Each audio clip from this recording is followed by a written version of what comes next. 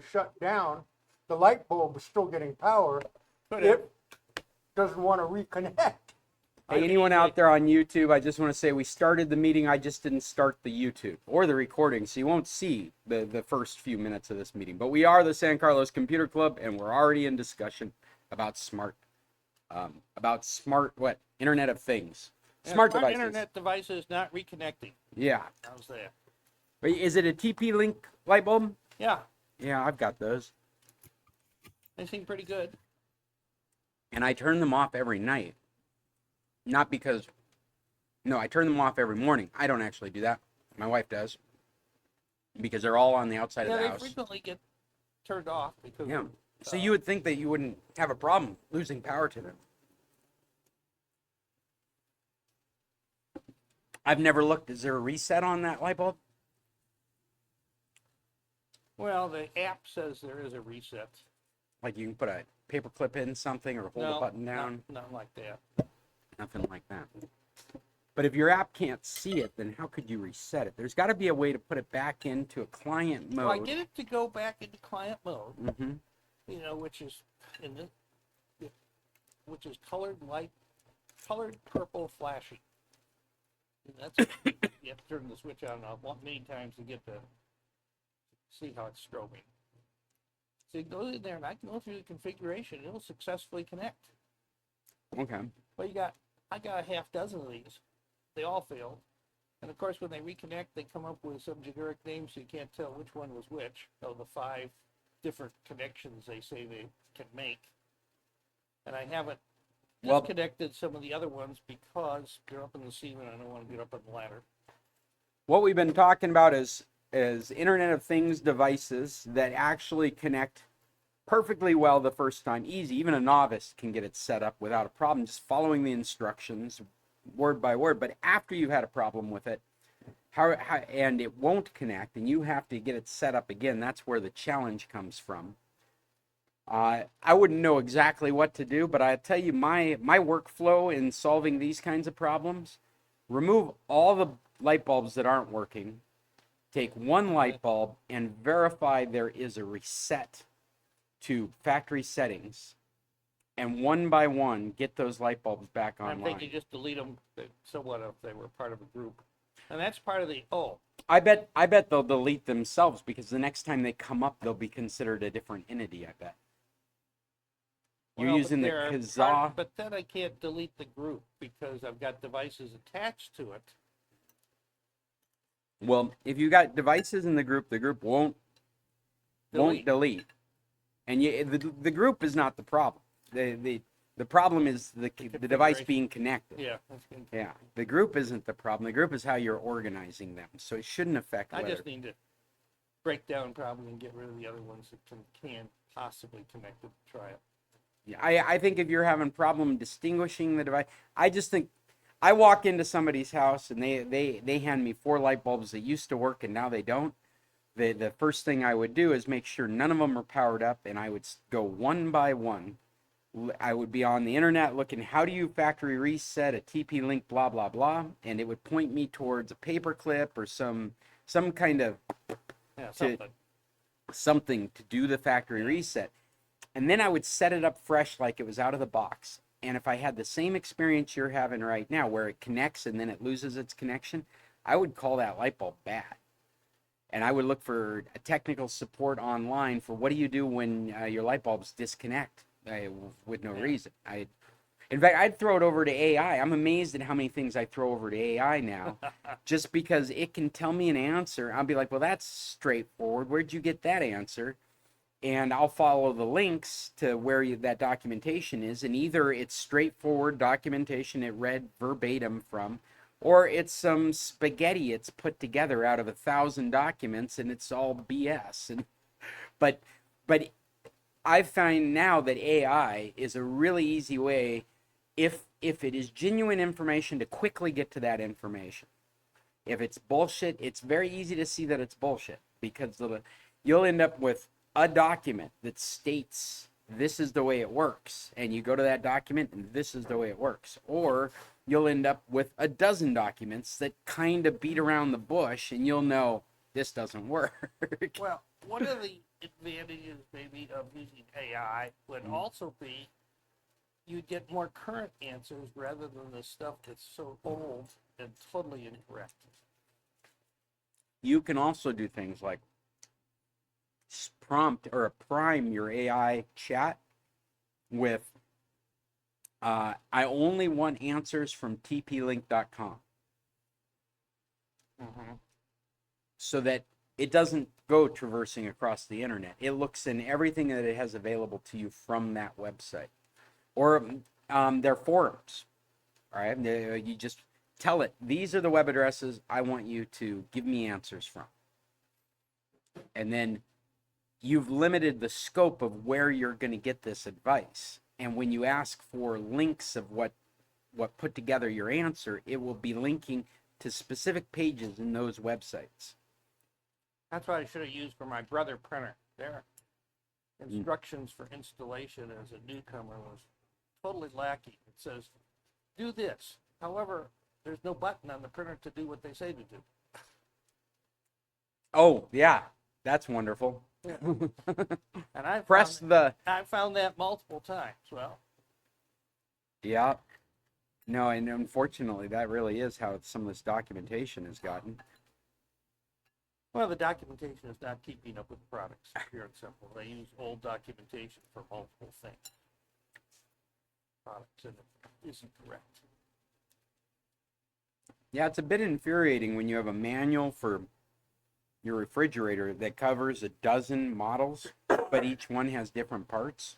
It's like, oh yeah, this is how you use it, but don't use that number to try and find anything.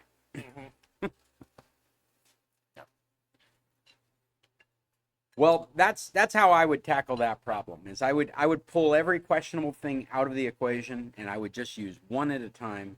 And I bet you're going to find that you have some light bulbs that aren't working, and the frustration of equipment just broken and not working has this like, what do you call the opposite of a halo effect? Like a devil horns effect on the other stuff you're trying to do. So everything's failing in your experience and process. Yeah, a couple of years ago, Waze, I gave up on strictly because their stuff would never reconnect. It was such a pain to try and reconnect them, and I just lost it so often.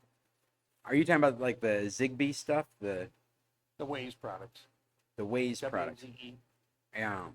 you know, El Cheapo, when they first came out, cameras and things. Oh yes, yeah. Well, and unfortunately, they had amazingly cheap, robust products. Yes. And the reason you shouldn't be into them now is because of their incredible data loss, where they were unsecure and all kinds of accounts were lost out there, and they didn't do anything to inform their users.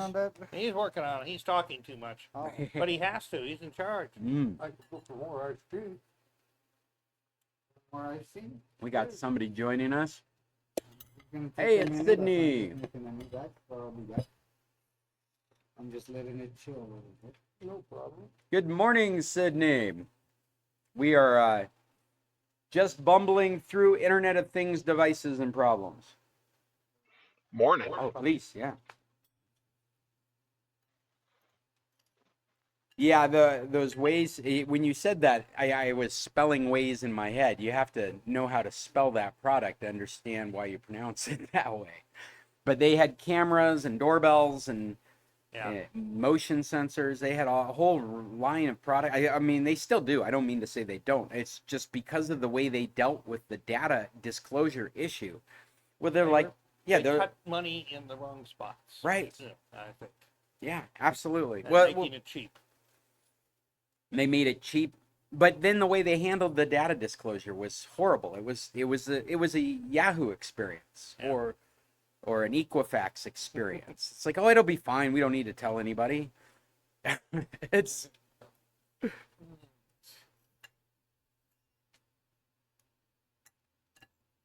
well, Unfortunate. Too much of that happening.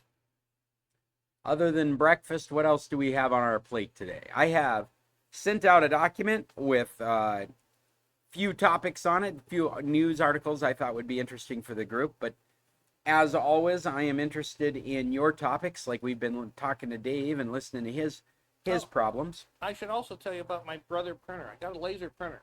Okay. The Mexico price is less than half the U.S. price. Isn't of that the amazing? Exact same printer. And this is something all of us in Mexico need to be Sometimes- aware of. But I was surprised on an more expensive product. This was $200 versus $450. Dave, I have been reporting to people for the last few weeks that when I go looking for tech online, it is almost the same price down here, if not cheaper. We have rock bottom prices on the internet right now. Now this was less than half. I was sitting with my buddy Richard yesterday, and he wasn't believing me. I mean, he had seen a low price, but he wasn't believing how consistent it was. And we got on Mercado Libre and started pricing external hard drives. And they were the exact same price that they were on Amazon in the United States for the exact same model. And then we got on Amazon Mexico and found the exact same product for, 200 pesos cheaper, like $10 cheaper than what was in the United States. For the last month, maybe in the last 3 months, now that I think about it, there has been no reason for me to try and get product from the United States because it is cheaper and more convenient to buy it down here. I should make people aware of one problem I had is I only have a U.S. cell phone number now, and some of the sites Amazon, it would give me trouble trying to purchase something Oh, really? with the U.S. cell phone, Oh, that's interesting. or the verification zip code. And in general, and I can only speak in so general. it's fine, until Yeah. you got into the credit card authorization side of it, where, okay, now I have a U.S. cell phone and a U.S. zip code, and they might want a Mexican zip code, or they might want. Well, I don't know how you do your thing. My credit card was put in on the U.S. side of things, and it's available on the Mexican side of things. I deliberately, and this might be my mistake, had two different Amazon accounts with two different emails. Well, still, My if Mexican email. if that's what you want to do, that's fine. But sign into the U.S. side of things to put in your U.S. credit card and see if that resolves your issue.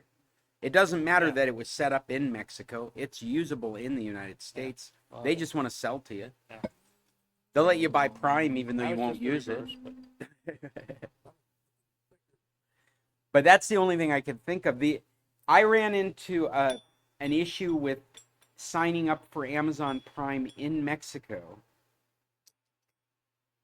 That was the only thing that I had trouble with a payment method. The reason I had It wouldn't use my U.S. payment method to sign up for Prime in Mexico. Not until you've been a member for a while. Well, I'd been a member for years. I had a U.S. And maybe. No, in Mexico. Well, I've been a member in Mexico for a long time too. I mean, I'm not a Mexican member. I've been using my U.S. setup account in Mexico for years.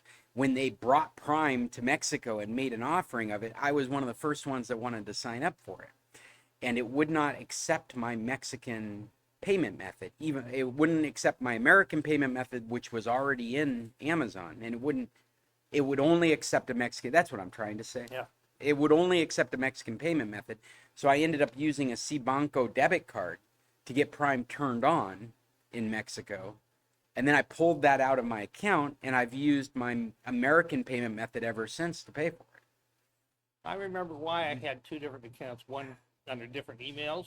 And I got tired of clearing cash because it would, I'd try to do something in the States and I'd keep trying to use my Mexican address and stuff like that no. so much. Well, and I remember now why it wanted a Mexican payment method was because it wanted to verify an address. And it couldn't do that with an American payment method. Right. Yeah. Wanted to verify that I had a physical address in Mexico. But that was for Prime. Yeah. That's not just random buying on Amazon. For example, I can go to Amazon France and shop for my daughter because she's been over there doing a foreign exchange. And so we bought her Christmas presents and birthday presents by going to France Amazon and having it shipped to her address, paying for it with an American payment method. It was specifically Prime buying Prime that they needed a Mexican payment method for to verify a local address. But just doing shopping wasn't an issue. So which semester did your daughter spend in France? Her junior year of high school? The second, oh, the whole year? Yeah, she's there. She's there still, and actually, we have a plan to go join her. That's very smart because my daughter she started doing the spring semester of college overseas, and because at the end of that semester she had so many friends, she spent the summer there and then did the next semester in the fall. And it was a much better plan than having started in the fall and then not, okay, you knew the people for Christmas break, but not for the summer, where it was convenient for the summer. And it's also very convenient for you to go over. Prices could be pretty reasonable. Well, actually, it's not. Actually, I think it's one of the most expensive times to be over there. We're going in June. Oh yeah. Yeah, she's been there since August, and she's finished in June, and so we've chosen to fly over as a family and spend 2 weeks in France with her and bring her back. And but on your thought of staying, well, she's already messaged us stuff about, I've been looking at universities in France for cooking. It makes sense. And my wife's just like white as a sheet. Just she wants to go back for university. Well, in my daughter's case, it was actually cheaper for her to spend the year in Europe in school than it was at the U.S. college. Yeah, there might be so much truth to that. I've tried to encourage my kids to be looking at universities in Mexico because it's so expensive in the United States.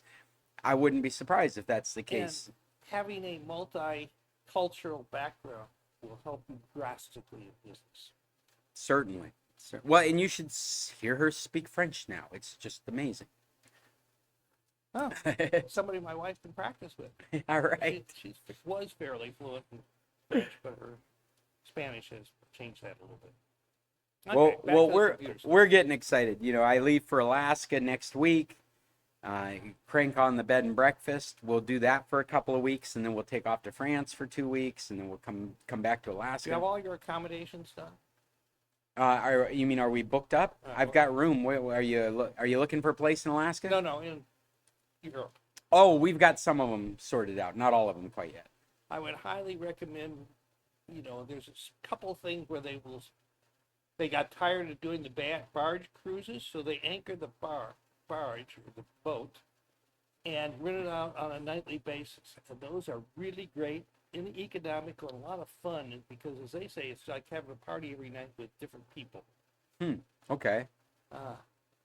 So they don't run regular tours. They don't run it. They just anchor it and hold it as a bed and breakfast type thing. As a bed. I'm sorry, I misunderstood. Yeah, they just rent it by the night for people to come have dinner and stay. Oh, that's interesting. It was one of the best nights we've had in France, and we've been there 3 or 4 times. I don't think I've even looked at that. Now that's on what river? Oh, on many of the rivers. Okay. There's so many. Well, I may have to look into that.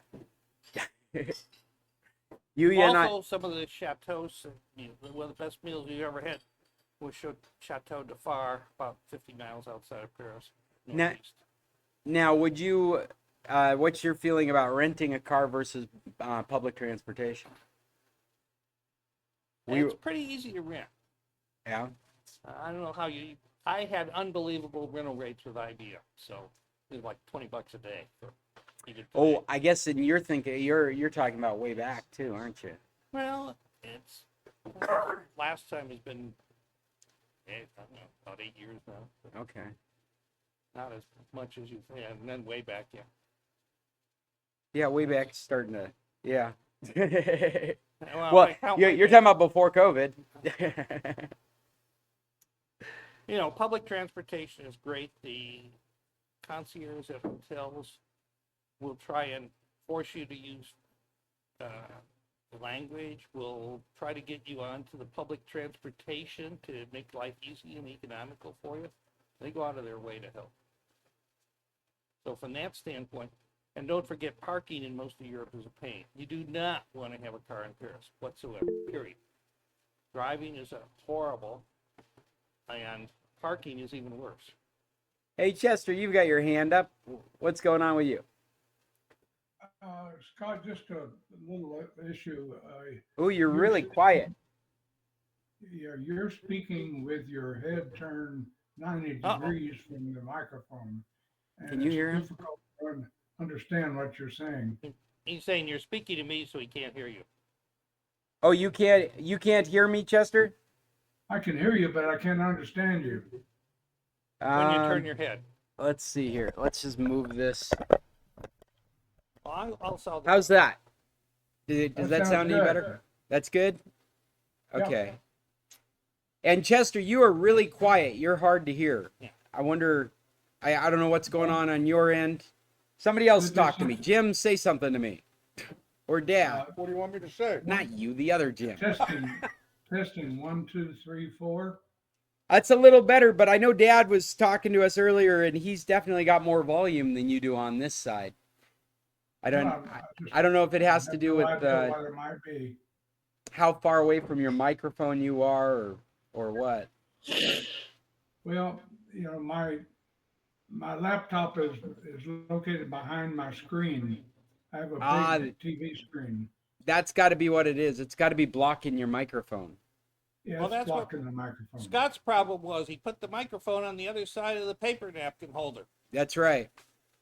Okay. Simple Sorry. things. Hey, you got a topic for us, Chester? No, not really. I thought I did, but I don't think I do really. Thank you. Okay. No worries. Well, I'm going to go back to my meeting. All right. Nice to see Well, you. nice Have to a see good you, Dave. You're welcome to join us. We'll continue to have the virtual meetings throughout the summer. If you have questions about some of your European travels, I've traveled so much, it's been in 80 countries, All right. and probably France. I've thought of more trips I've been here. The cooking supply store, restaurant supply store in Paris is unbelievable with supplies and fairly reasonable prices for some of the things. Oh, yeah? So if you're looking for that kind We've gone to that store on 2 different trips. It's so good. of... Okay. No problems bringing that stuff back either. No. No? What about VAT, the tax that they add? I heard there was ways to recoup the tax since you're a tourist. Have you been to France, Jim? I No, should have not asked. France. No.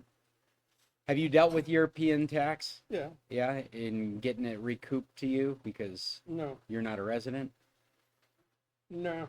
Yeah, apparently they have a program where you can make sure to get that tax money back, the local taxes. In each country, there is a minimum that you have to have paid to be able to get it back. Yeah. And then it's different in each country in the European Union. I know I had that case in Germany with buying a car Yeah. and got it totally back. But you had to do the correct paperwork in the right sequence. Yeah, apparently the stores are supposed to be ready to provide you with that information right at the time of purchase. They're supposed to be able to provide you with the things you're supposed to fill out and the way, and yeah. Argentina has 3 different exchange rates. They have the official rate, which was like 400, the tourist rate, which was like 200, maybe 150, and the black market rate, which was 100. And basically you had no idea if you did a credit card what rate you were going to get the exchange at. If it was a restaurant and properly classified as a tourist location, you got the tourist rate rather than the official rate, which was more than twice. So one night I ordered a steak and I don't know if it's $15 or $50 based upon how the credit card goes through. You know what you're reminding me of? One thing is, if you haven't noticed, they've jacked up the rates to take out money here. It's like twice what it used to be at the bank machines. It depends which machine you're using and what card you have. Yeah. I don't know. It's I pay 0 if I go to Scotia. bank. Oh, well, I'm 18 talking about the machines right here in Yeah. town. No, Well, the machines they don't to have a withdraw- Scotia in town, but they do Right. at Lay's in Wymus. Sure. So I stopped there on Saturday and I get the money out, and my card's Capital One card for free. Well, that's great. We just got back from Mexico City, and we were in the middle of their shopping district, desperately needed cash. Cost $10 to take money out. And they were making $10. On everybody. Oh, it was full. They just had this kiosk of a dozen machines in this one little office area, and it was full every moment. We were standing in line every moment somebody was taking money out of those machines. Then it's $10 whether you get $5 or $500. That's what I was going to add to it. Is Yeah. like I'm there with our foreign exchange team. Both of us felt like we needed cash. I was taking out 3,000 pesos. He was taking out 1,000 pesos. It cost us both $10 each to take that money out. CI Bancos went way up. That's what I was That's referring why I started to. looking Yeah. around. CI Banco was cheaper than the other ones in town, and now they've jacked up their prices. Banamex was still cheaper, Banamex isn't in town. but the ATMs are. The ATMs are. Where are the Banamex ATMs? There's one right in San Carlos's Lay's. In Yeah, Lay's Lay's. there? There's Yeah. a Banamex machine? Yeah. Okay. And There's that's always has still a been. cheap price. Yeah. Okay. I still use Wise to transfer into Banco Intercom, and then you're pulling from yourself so you don't pay a fee. Well, and these random machines you're using, I'm not a big fan of them because I've lived through that time period where it said it gave me money and no money came out. It takes a while to get your money back, but you still get it. Well, sure, but it's very inconvenient. I'd much rather, or they've taken my card. I'd much rather be using a bank machine where I can walk into the bank and say, hey, it just took my card. The only trouble is the bank doesn't own the machines. Try that at CI Banco. That's the last one that did that to me. I'm Yeah. sorry, we don't own the machines. We rent them. You're going to have to wait. The CI Banco machines are not the CI They're Bancos? not, no. That's they're not. wild. No, They're They branded. never have been. Huh. I don't think there's a reason to use CI Banco. Their minimum rate to before they start charging is 10 times what some of the other banks are. You know. Yeah. Yeah. No, we've been disappointed, but at the time it was the only bank in town. Yeah, I used it for a while and then Mhm. I gave it up. Yeah. They were better in the beginning. Absolutely. Like everything else. Well, I'm not sure. Some of the things are improved these days over the old times. Not all. But off to my moving. All right. Good luck with your moving. Good to see you, Have a Dave. good trip. Nice for you to stop Yeah, in with us. Have a good I'll one. have to catch you next time for lunch or breakfast sometime when I'm back there. I'm sorry? I'll have to catch you for lunch or breakfast when I'm back there. Yeah, I'm here all the time. Yeah, I know. Just haven't seen you except. The last time we saw each other, we were at VIP. Yeah, something like that. That's right. We up there. I was just leaving and you were just coming. Well, what do we got on our... Anybody out there have a topic they want to bring up before I start trying to go through some stuff I brought? Hold up a Is hand or anybody out shout there? out. Yeah, actually, we got a pretty... Quiet. We got a big group on there. We got 5 people online right now. None of them are sitting right next to me. That's impressive. You're not talking either. No. I think that means that they don't have anything to contribute. Well, as always, I've left the same topics at the top of this document, this week's document. This is the last in-person meeting until October. In typical fashion, we will continue to have virtual meetings throughout the summer, except next week. I will be in transit, and I'm not going to be having a meeting. So you guys can meet amongst yourselves if you'd like, but I won't be there. Then when I'm situated in Alaska, we'll continue with virtual meetings throughout the summer. When I come back in October, we'll have our first in-person meeting, which will signify the beginning of our new season of club meetings. The plan is to be meeting back here at Tequila's once again. So at the top of this list of topics, as always, the Bill of Digital Rights. Please share that with people. The bed and breakfast, if anybody's looking for accommodations in Alaska, now's the time. They're filling up. The smartphones for dummies, and the reason we don't like ExpressVPN any longer. Keep those up there just so we can keep those as keep that in the mindset of everybody that joins us. And my news topics for today start with a topic from last week that we really didn't get into. This is grid scale battery storage, which is the newest paradigm for fortifying our electric grids. From Denmark, isn't it? Well, I think Denmark's one of those examples. This is a fairly general article, right?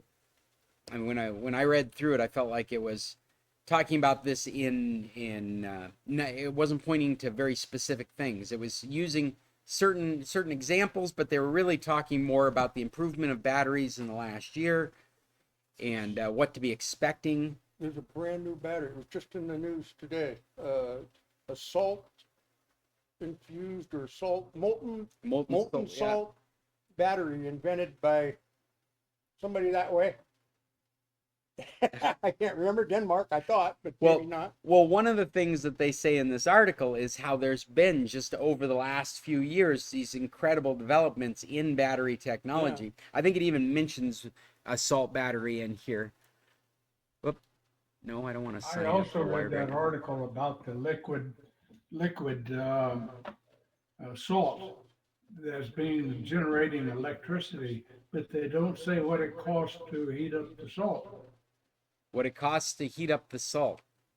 So I would imagine those kinds of technologies, like we've seen gravity batteries and we've seen sand batteries, and both of those concepts were based on using some green technology like wind or solar to do the heating or the lifting that would be required to charge up, for the lack of better terminology. If you're looking at my chin, it's because I'm looking up to see you on the monitor. And so my first thought with all these new battery technologies like that is they plan on heating, they plan on lifting, they plan on doing the kinetic energy using an alternative green energy source to begin with. This one, it's What? 100,000 houses for 17 hours it could power. That's in this article, yeah. Yeah, it was where it was 110,000 houses for a day or something like that. Here it is, 3.3 gigawatt hours. Last year, largest storage facility to come online in the U.S. was California's Edward and Sanborn project, which can hold 3.3 gigawatt hours. That's roughly the equivalent of electricity needed for 110,000 homes for a day.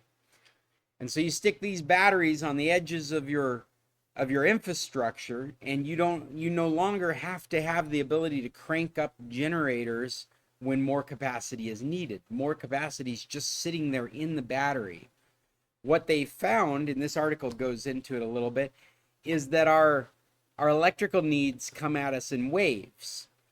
And the way that our traditional electric grid is set up is when one of those waves is hitting, we've got to crank on generators or start hydro or provide from another source electricity in that moment. So those facilities have to be ready to go online within moments. So they have to be maintained. That infrastructure has to be in place.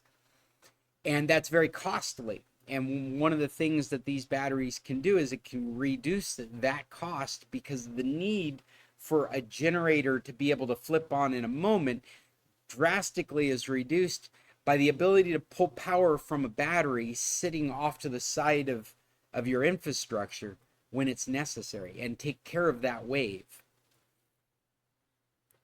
Capacitor for motors.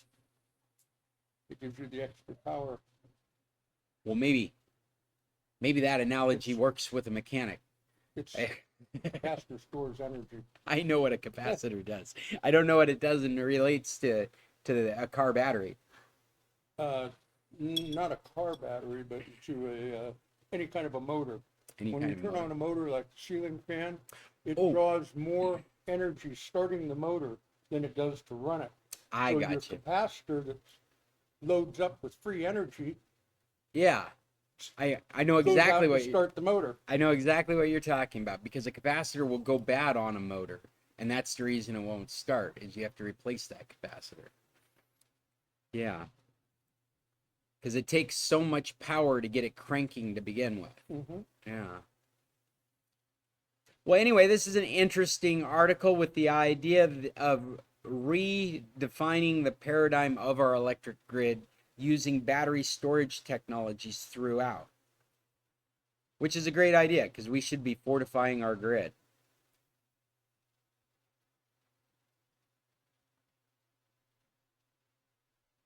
This is really interesting because I don't know if you remember, but almost 20 years ago, there was a green battery technology that was put together by a NASA engineer, and was a startup that was going to start providing these batteries, and they had been testing them in power hungry areas of Silicon Valley. So well, and in Washington, because I remember Google and Microsoft were testing these batteries as ways to provide power. And the batteries at the time could be charged through solar or wind, or just an electric generator. The idea was the versatility. I think it came right out of the space program. And I was excited. I thought we were going to start seeing these batteries sitting on the side of residential. They had a sign up. I signed up to get information. They've never contacted me. It was like 20 years ago. I got a nice form letter saying that when we're in Mexico, we'll let you know. And never heard anything from them again. And when we see these pictures of these facilities now taking advantage of these storage batteries, they look identical to the kinds of batteries that they were showing around the internet that Microsoft and Google were using. So I've got a feeling something shut down that whole residential battery idea, and their main customer has become the electric grid and power companies across the United States.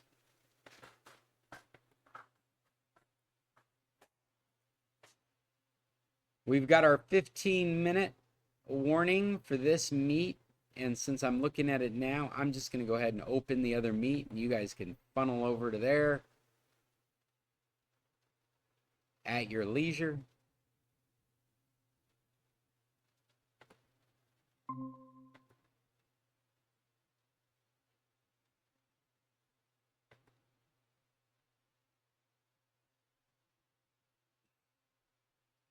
That's fun.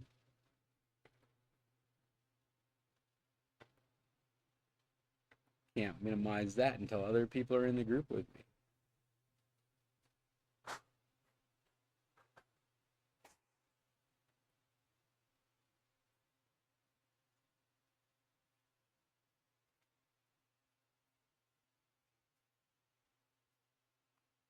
How come you guys are all so quiet up there? They're switching meetings right now. Huh? They're switching meets. Chester's back with us. Oh, it's 11 o'clock? Yeah, well, we had 15 minutes until the first one was going to end, and it seemed like a good pause to just get everybody over into the other meet. Anybody, Fred, Dad, you guys need that meet code? I could drop it in this meeting. You know, I said a while ago I didn't have an issue, but I do. And it just occurred again. What's the issue you've got, Chester? Okay, I typically use Google as my default search engine. And sometime I would go on a website, including yours, and it will switch me over to the Microsoft search engine, and then I can't delete it. It won't let me delete it. What No matter web what, browser I do you typically use, Chester?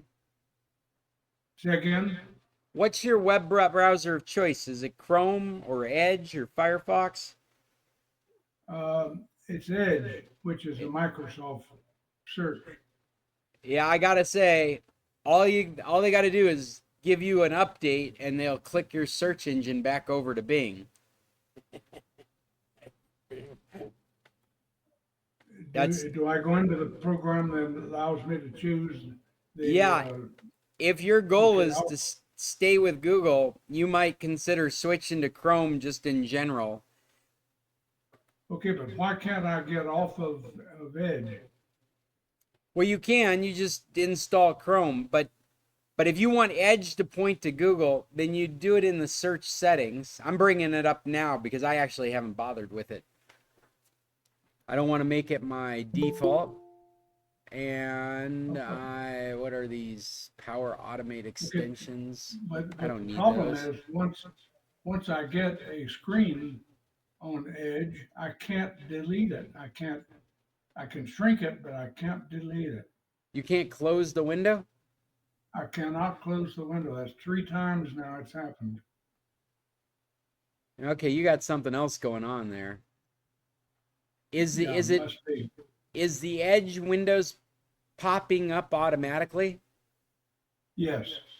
Okay, so I'm thinking maybe what you've got is notifications from a website out there on the internet. It seems to be one of the most common hacks that's been going on, is that you get in a state where you've accepted notifications from a website out there on the internet.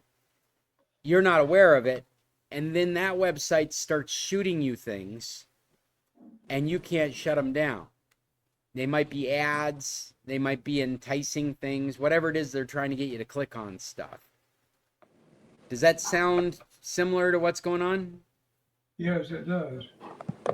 So what we discovered a while back is that this is a system that's been built into all these browsers, and it's really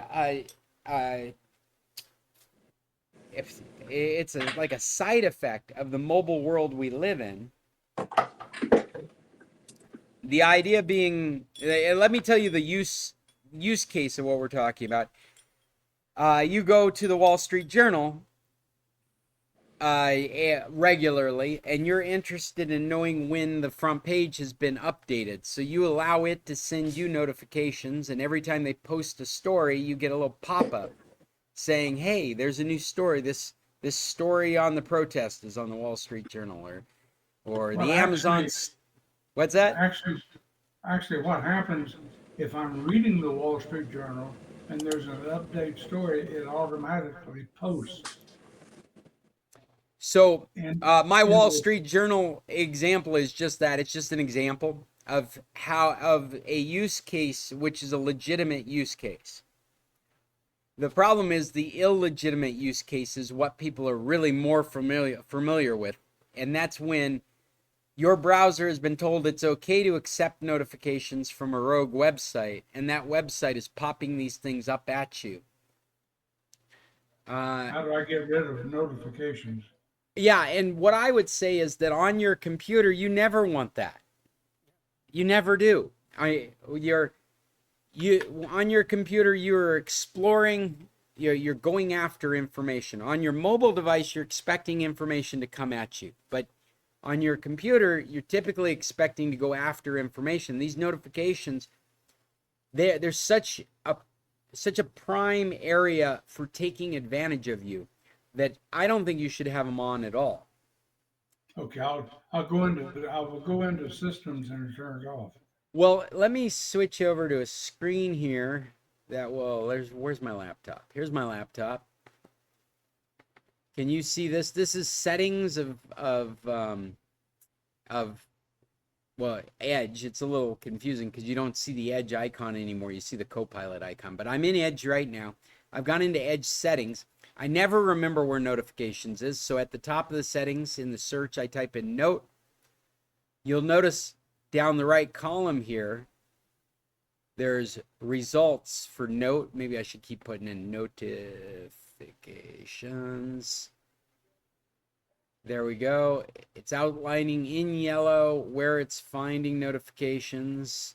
And where we care about it is site permissions. There are 4 results under all permissions. There's 3 results under notifications.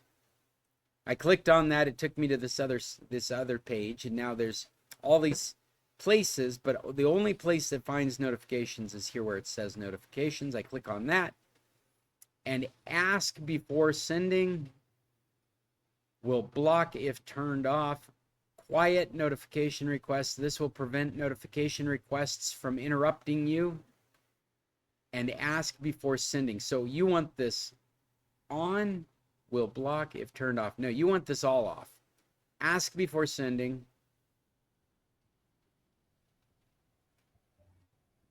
They've gone back to their vague language. You would think that's what you would want. It's like, oh, don't bother me. Ask me, don't just do it. But what this really means is you won't be asked. This ask before sending is, yeah, that's what it really means. You'll find it on, and intuitively you'll think it's supposed to be on. But it's Now, that's not. That's What's under that? the search engine. It's under settings, under notifications,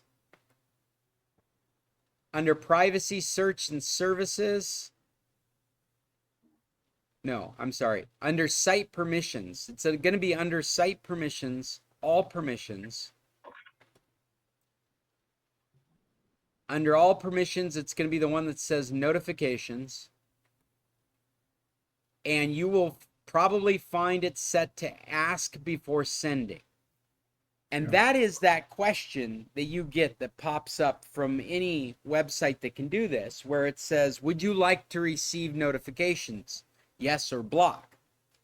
If you turn this switch off, then it never asks and it never attempts to send you notifications. Oh, okay. I will go there and do that. Yeah. And it's That must be why intentionally it's happening. written so that it's non-intuitive, so you leave it on. So that's just Microsoft jacking you around. Okay. Again. Again, yeah. Again. It's, you know, we, oh, I'm sorry, we're missing, who are we missing? Oh, Dad's here. Welcome back. Yes, so like I said, that is Microsoft just jacking you around, and we started our meeting this morning talking about, or at least Jim and I did, talking about the frustrations we're having with tech in this world now, because it seems like the whole point of tech is to figure out how to charge you for everything you do.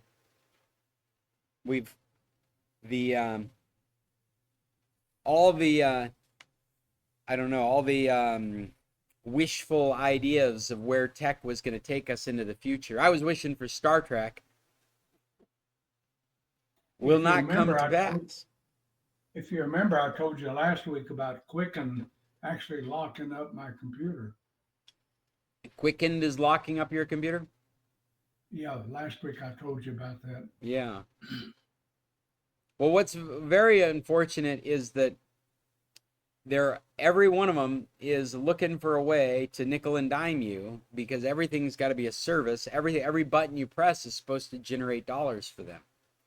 And so I'll never have Quicken on my computer again. Well, the frustration is, if your focus is there, tech isn't getting better. It's just getting more expensive.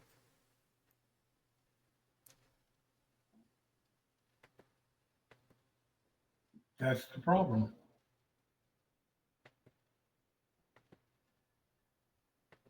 All right. I do have 2 more articles I've brought with me.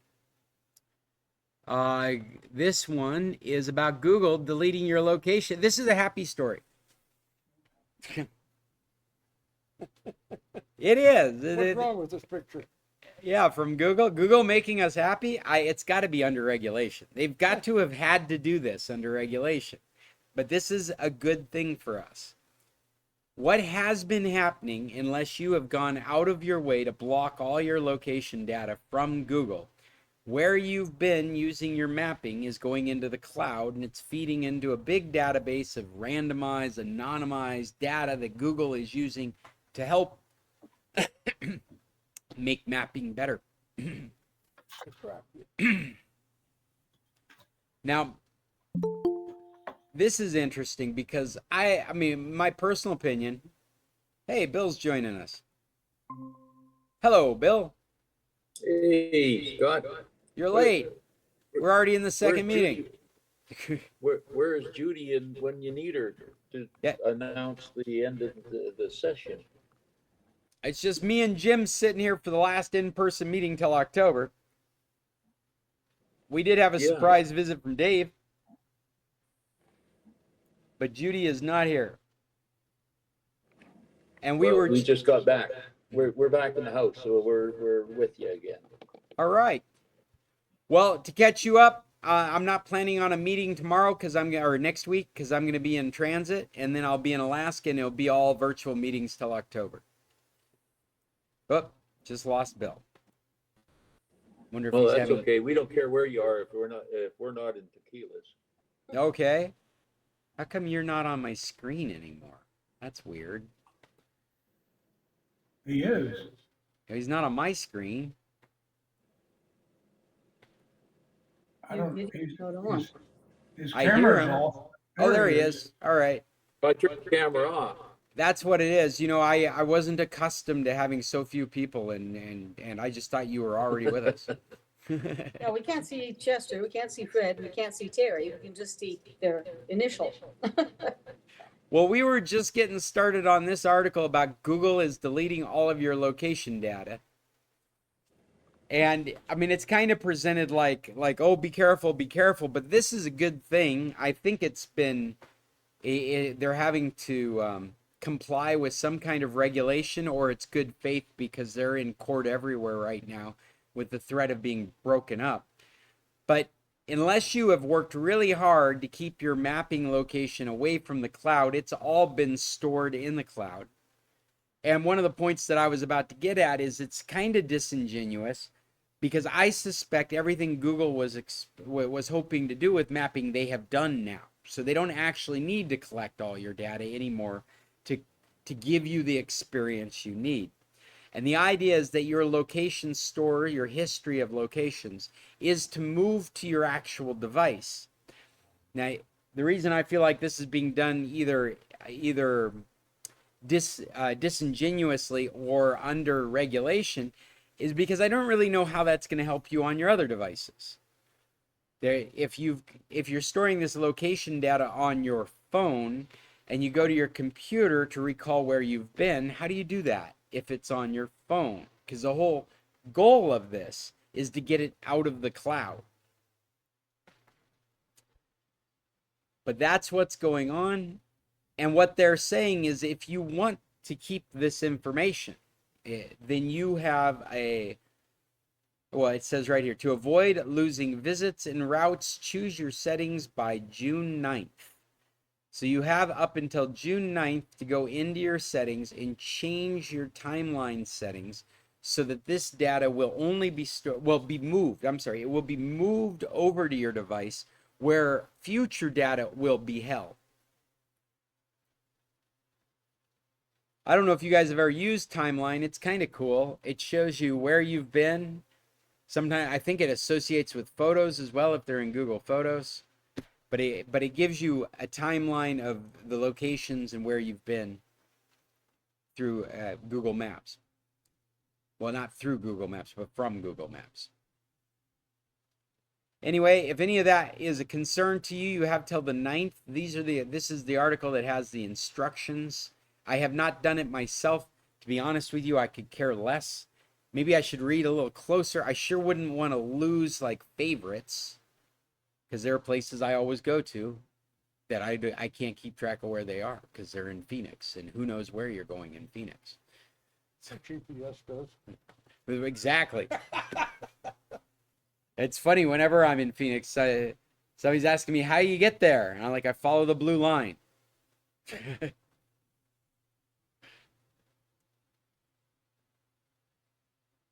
Yeah. Well, and then I brought one more article I thought you guys might find interesting. And that is being able to use your iPhone with your thoughts. And that looks like I've got the wrong link. Did I put the wrong link in here? No. I did. Looks like it's going to take me back. Let me get the right link and I'll fix our, yeah, if somehow I got the wrong link in there. Let me fix that on the fly.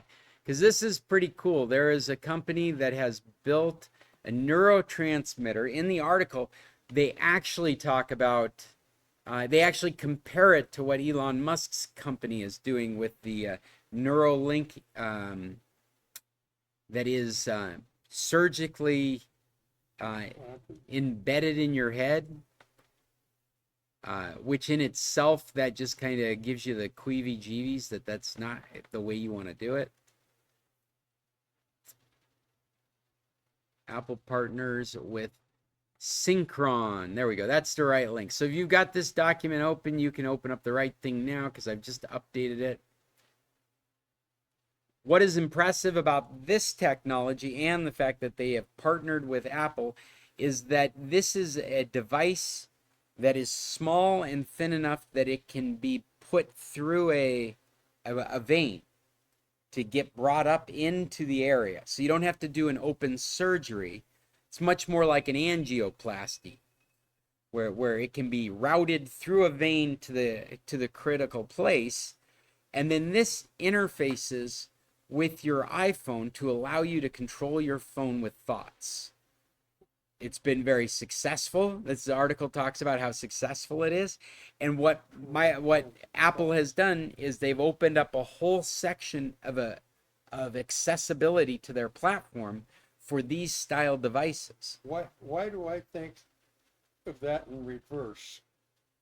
Oh, the phone will be controlling your thoughts? Yes, and Apple will be. You will buy more. Preliminary ads. That's, oh my gosh. Oh, how dystopian, Jim. That's the first thing I thought of. Wow. We're on the cusp of, it's a free service, but you're going to have an ad every couple of minutes in your brain.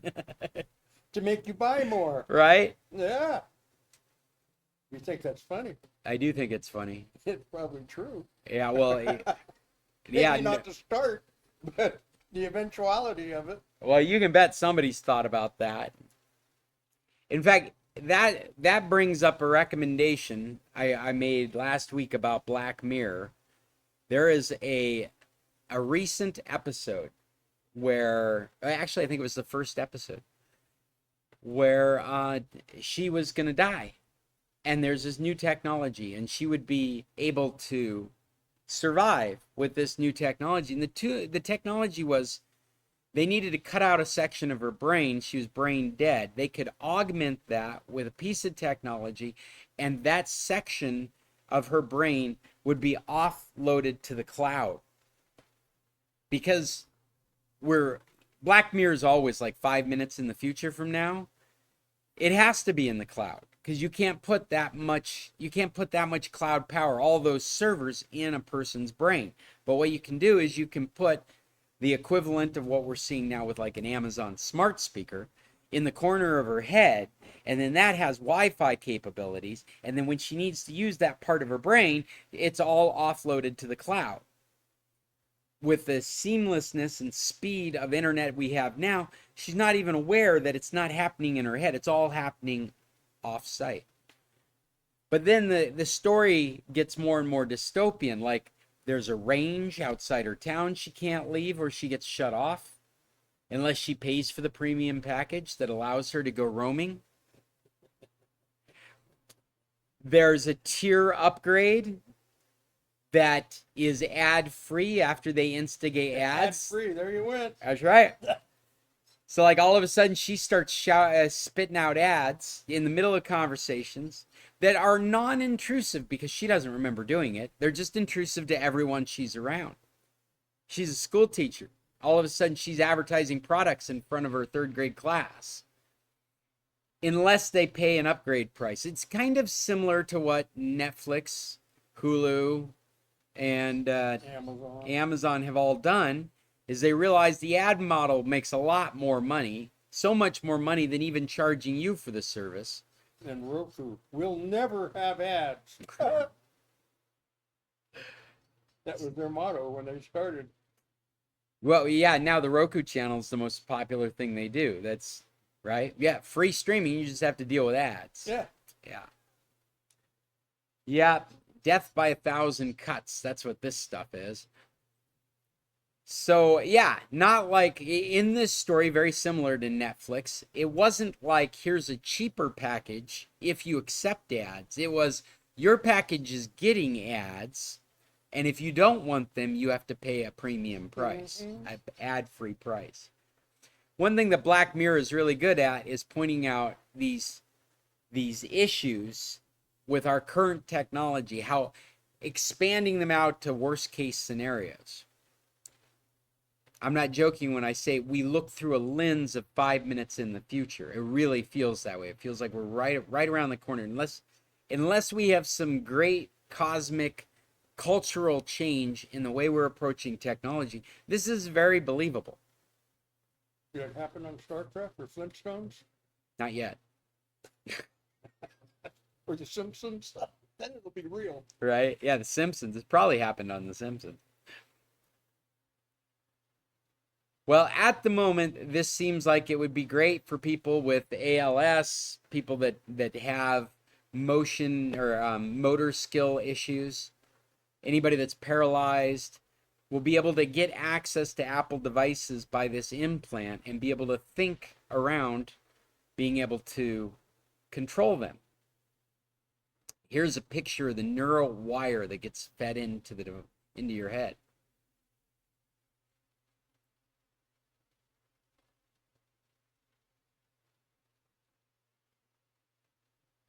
I brought up an angioplasty at the beginning of this, and as I've been talking, my mind's been wandering because I'm ADD.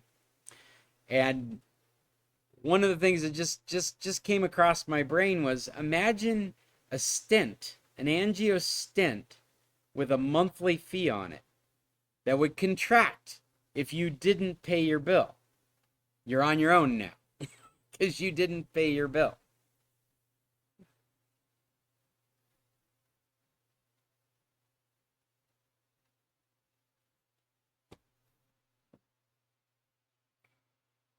Well, I have reached the end of my list. You guys are so quiet. Anybody want to bring anything up?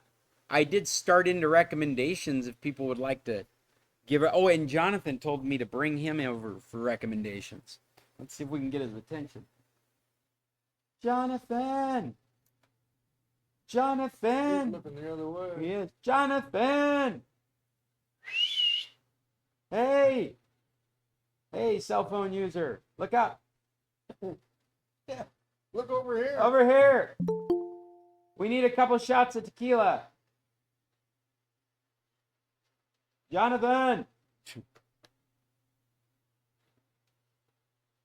Someone wants to join the Here he call. Oh, comes. here comes Jim. He looked up. Hey, we were missing you, Jim. Where'd you go? Oh, it looks... We're starting recommendations in movies. You got something to share? Front. Let's see. Go ahead. Last movie I saw was Nosferatu. Really? That was the last one. Yeah, I haven't seen a lot of movies lately. That Huh? was the last one I've seen. It's a really good movie. If you've seen the original, it's based on the original. It keeps a lot of the scenes from the original, but of course remade with new technology.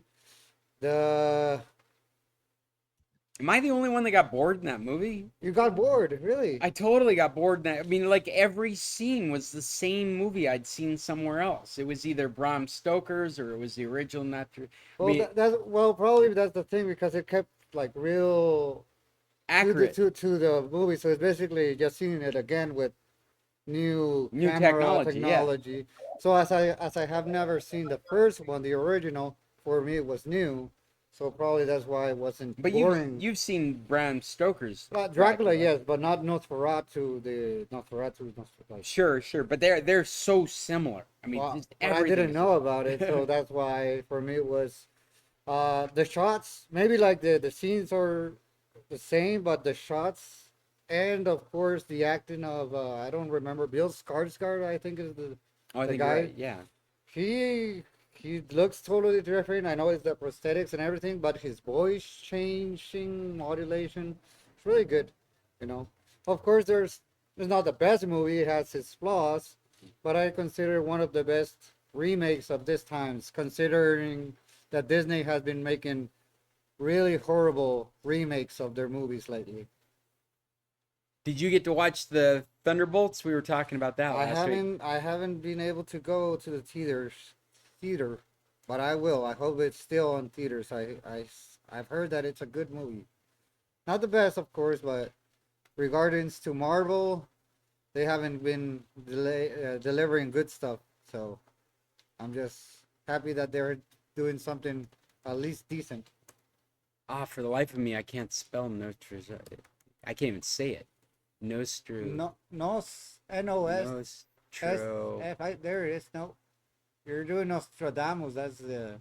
Nostradamus. That's not it. But no, it's with an F. Nosferatu. Nosferatu. Nos F. There it There is. you go. There it is. Nosferatu. God. And I've been trying to learn French too for our trip, and it's just all these different ways to pronounce consonants, or Yeah. not at all. Or not at all. Yeah. The other thing is that I like is that of course they do have a little bit of CGI here and there, but the Johnny's daughter, she's the main actress there, Oh yeah. and she did like a lot of body horror stuff without relying on CGI. So I thought that was really cool. A lot of practical effects. Practical effects, yeah, but like she does like a body bending on her back, and she didn't rely on cables. Apparently, she did everything. Oh wow. On her own. So she's really flexible and committed actress. Really That's nice. cool. Yeah. That is cool. Yeah. Those are some things that I praise. It has its flaws too, but Well, when you do things like that, it adds an air of authenticity that comes through as you're watching it, that you're not aware, that it just grounds it more in reality. yeah. Yeah. Actually, I didn't finish it. That's why I didn't mention it. But I did try to watch Snow White. The And live action. I just stopped at like 25 minutes in. It was just a little bit too jarring for me. Too much CGI, and a lot of political things going. Like, Have any of these live action Disneys worked for you? Anybody? That's a question to our group. I like the second Lion King movie. I didn't watch that It one. gave a backstory to Scar, the bad uncle, and it gives you a little bit. Like, it's not the best, but I like how they treated. No political thing. It was just a backstory of why he became a villain, why he was an outcast. So even if he's the bad guy, you kind of feel bad for him a little bit. Because you know where he came from, how he got there. Yeah, in the first movie and the cartoon, you're like, oh, he just killed him. And of course, it's not deserved to kill anybody, But you're like, well, he was not well treated, and he tried to be good, but, they pushed him around, blah, blah, blah. Of course, I don't, what's the word? Like, I don't, like his actions on the first movie is not no you don't good, condone but his I could actions. kind of understand, like, he was not on the good spot. That's really interesting that Disney, because Disney's done that a couple of, like, I liked, what was the origin of the Dalmatians, 101 Oh, Dalmatians? Cruella de Vil. I like that Awesome one. movie. Yeah. Awesome movie. Emma, what is her name? Emma Stone? Emma Stone. Yeah. She did a really good job. That was a great movie. It wasn't based on it's an original story. It wasn't based on an animation. I thought it was really interesting having her back, and you empathized with that character. And it's another example of Disney. Like, isn't it a little weird that Disney is creating empathetic villains? Yeah, well, like on the first movie, the actions of killing dogs, that's not cool. But before that, everything that she did, it's okay because she was just shuffling on the. But it's like Disney.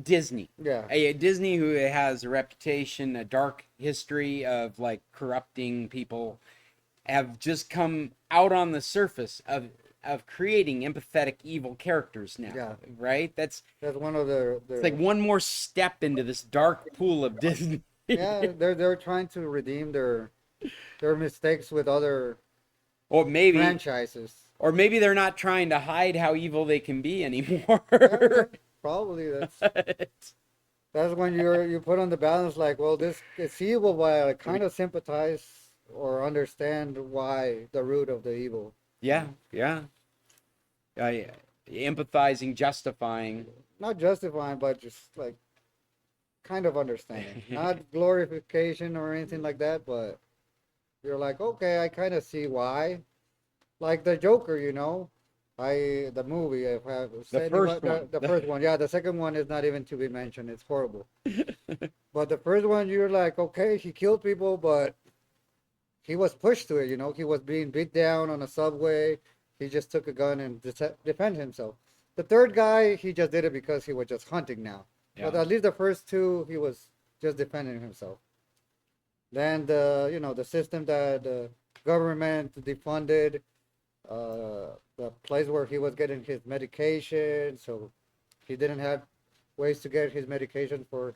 The way you described that, it reminds me of that.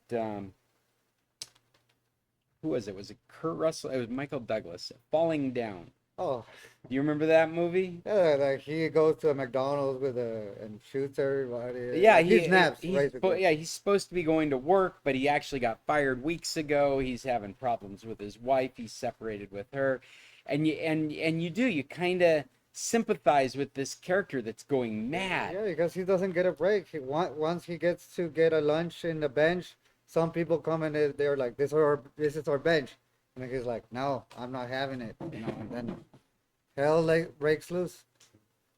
It's a really good movie if you haven't seen it either. Yeah, Falling down. apart. Falling down. Falling down. Yeah. Falling down. Yeah. Jim, you were trying to say something earlier, and you're breaking up real bad, and so we just went ahead. But do you want to try again? Me? Yeah, you. Yeah, I thought you were No, I trying to didn't talk have to us anything. earlier. No, I did not have anything. Oh, okay. Thanks, Well, though. since we've got you, do you have any recommendations as we're reaching the end of this meeting? Sadly, I do not. I'm trying to remember what I've watched recently. Well, there's Cheryl. Seth? I bet Cheryl's got some recommendations.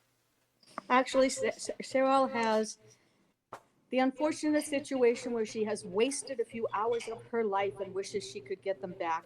Because I sat through.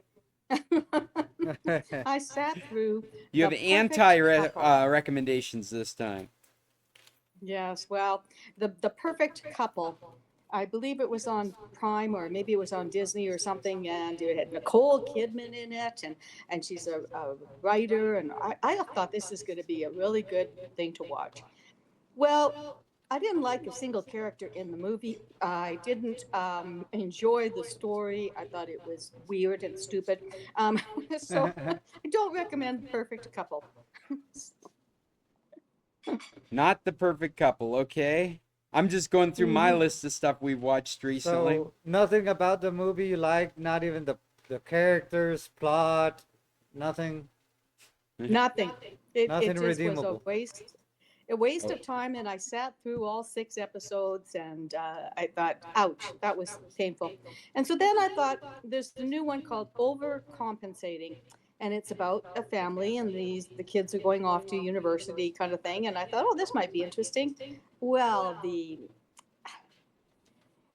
I guess the swearing, the disgusting behaviors, it wasn't my idea of something that I was going to pursue. And after my experience with The Perfect Couple, I quit after 20 minutes. So Wow. So it's a shame with the other one you mentioned because Nicole Kidman is a really good actress. Well, at least all of the things that I've seen from her, I liked. But thank you for letting me know. If I see that one, I will just skip it. yeah, because I love Nicole Kidman. I thought this is going to be good, and I kind of liked the premise. It was her son was getting married, but there was just too much stuff. So Hey, I can recommend a series on Netflix right now that Yuya turned me on to. I haven't watched all of it, but I've watched a fair portion of it with her. 100 Years of Solitude. It's apparently a Oh. classic Latino Is story. it based on a book or something? Yeah, I it's think, based on a book. uh, And I think Oh, there yeah, was a it's, movie at one time, and now there's a new Marquez? Netflix. It's an, say again? I was gonna say, the author, oh shoot, I thought I had it for a second. It's an Argentinian story, if I'm remembering right.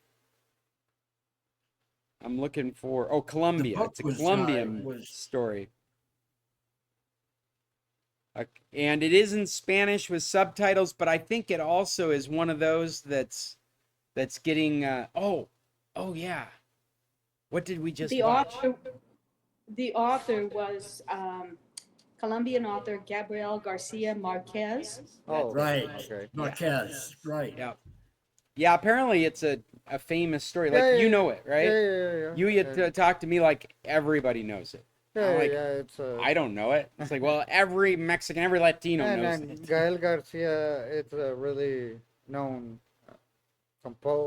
actor, composer, like It's he kind of does a lot hard to of say stuff. every gringo knows it.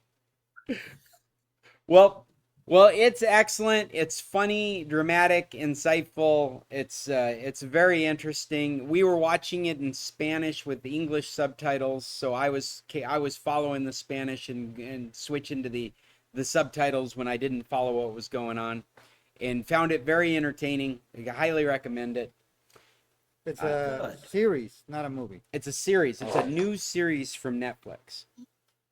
Right. I was How many just looking episodes? at the bibliography, I guess, the other things that he'd written.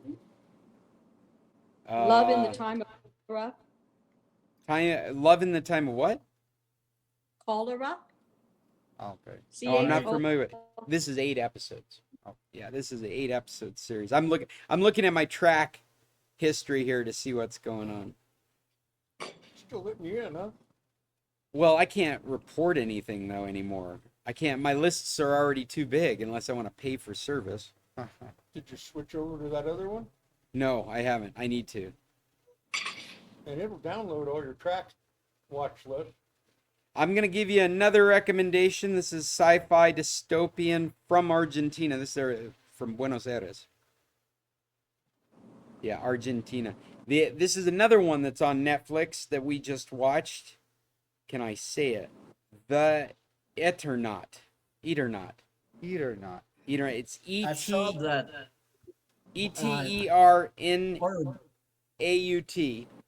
You saw that? Yesterday. Was it any good? Well, I really enjoyed it, but you know what it's being accredited for, and I think the 100 Years is another example of it.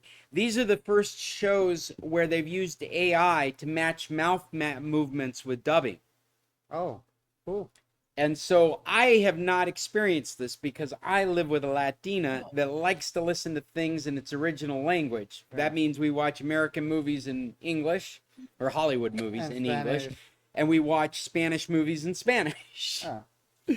And so I have not experienced this yet, but it has gotten a critically acclaimed on the internet for this process, opening it up to a whole international audience. And right now it is one of the hottest sci-fi series across the planet. So, because you can like see it, but if not, you wouldn't even notice that it had that. You would have thought that it was just. That's the way this is working, is that in that language, right? Yeah, you've got the dubbing and it's matching with the lips, and so they're putting a lot of focus into the audio dramatization so that you're not aware that it's not in the language that it was originally and I'm intended guessing in. they're more faithful to what it actually saying, because sometimes when you do a translation, it's not exactly the same length of the words, so sometimes they modify That's right. what they're saying so it could kind of match to the lips. Yeah. I'm guessing so it's more faithful to the exact script. Well, I would bet just the opposite. Just the opposite. Just the opposite. I would bet they're more faithful to the length of the film. And so whatever they have to put in that space so that it doesn't change how long a scene is, or they would have to make up those frames. So I would bet that they're much more liberal about what they what They they switch what they to- switch to, because it's not a question Yeah, of, because now they can just move the lips and it doesn't matter if it matches with the other, what the actual thing is saying, like the actual script. well, with the lips being off, you just accept that, and so they can be more Yeah, faithful because to the I script. remember watching movies in the 90s, you Yeah. know, and like, let's say Jean-Claude Van Damme, and he was like saying in English something like, oh, I'm Jean-Claude Van Damme, blah, blah, blah, blah, blah. And in Spanish, he was just like, oh, sorry, Jean-Claude. But the lips will be like 2 or 3 seconds more like, you're like, it puts you off. Right, or karate flicks back in the 80s and 90s. Yeah. Yeah, I'm yeah, here yeah. to And- see your mother. Yeah. And actually, they made a movie making fun of it, right? Like Kung Fu Hustle. Kung Fu Hassle. There's a recommendation. Everyone should watch Kung Fu Hustle. Yeah, it's a good comedy. You Have know that seen one, it, Jim? Kung Fu, no. Hustle? Kung Fu Hustle. It's a parody of Kung Fu Yeah. movies. Yeah. So It's they really good. take I do like Kung Fu movies, so I'm not gonna watch the parody. Well, Well, you know, they it's take- like an airplane movie, right? Or a police academy movie. well, they take an original movie and they just like CGI another guy that it like an American, but they just whatever they say on the original movie it doesn't. They don't say anything. They say completely nonsense, you know. But they make fun of that thing because sometimes they just say like, "Hi, my name is Jim," and then the mouth's like still going and going and going. It's like just funny.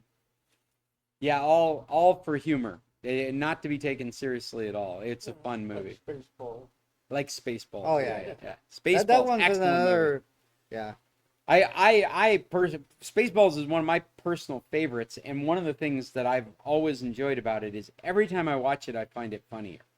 And They have really good, you know. Well, there are little very few things. movies like that where like you watch it again and you get more out of it, and you watch it again and you get more out of it. Yeah. Some of those movies you go back to and it's like, I don't know why I thought that was funny. And Spaceballs is not one of those movies. It You watch aged well. It really has. Yeah. And so has Mel Brooks, actually. You see, he's still alive and kicking and doing interviews, being involved in stuff. Yeah. I really love the scene where they watch the movie to see what's the plot of the movie. Yeah. It's like, when is it happening? Now, but when? Right now, you know, and then they This start is having that now. banter. It's really funny. Recommend it if nobody have seen it. It's an old movie. What is it, like 80s or 70s or? I think it was 82, 83, something like that. Yeah.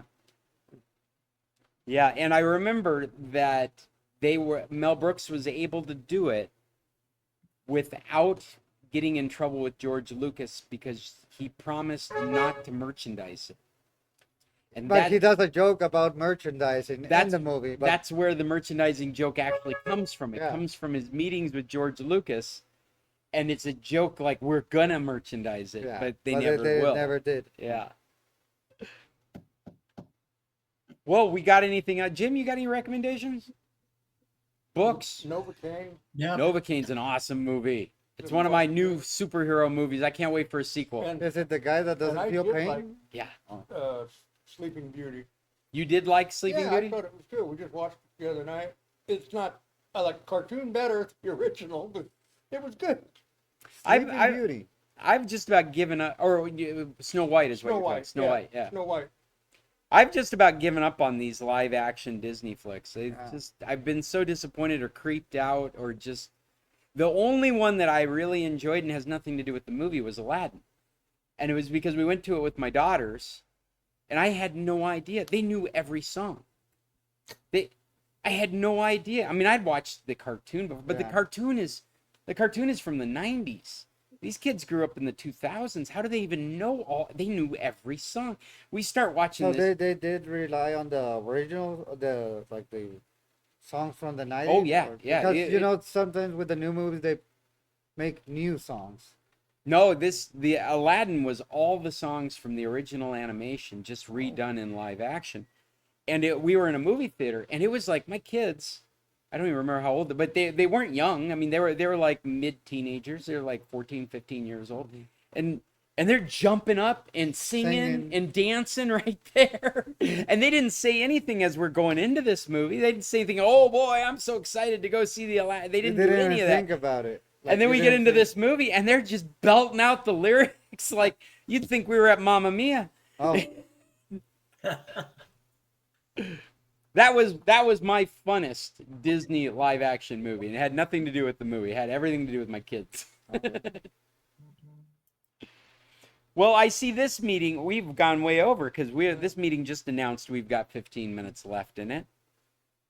We're at an hour and a half meeting, which is pretty much the time we touch these things off. I will not be online next week, so you have no obligation to join me. We will plan on meeting for a virtual meeting when I'm back in Alaska, and I'm hoping tentatively that will be the preceding week, but it will be dependent on what's happening at the bed and breakfast when I get there. So I'll send out an announcement either canceling or confirming that we're doing a virtual meeting. Okay. Until then, everybody tech on. Any last words? This Take is care, the time. man. Talk to you later. have a good See ya. day, everybody. Take care. If you get lonely, I'm still down here. Have a good trip. See you, Fred. Thank you. See you, Dad. Soon, like next week sometime. Bill, enjoy Canada. I'll Take care, everybody. Safe See you. travels, Scott. See you, Cheryl. Thank you. I'll talk to you either the week after this next week or the week after that, depending on what happens. Okay, Okay. Adios. check on. Bop, I don't know if you're still there. Yes, hello. Hello. Hello. It looks like the fellow that was renting your Oh, apartment. hey, give me a second. Let me just sign off of here because there's no reason for Okay. this to be on YouTube. Hold on a second. Hey, this is Scott Stimson just saying thanks for joining us. This has been another San Carlos computer meeting. Anybody is welcome to join us. Just look at the website, scclub.org, and you'll get information about when and what and how to participate in our meetings. Until next week, or the week after next, because like I said, next week, everyone out there in internet, you tech on. I'm shutting down this stream now. You done something with them?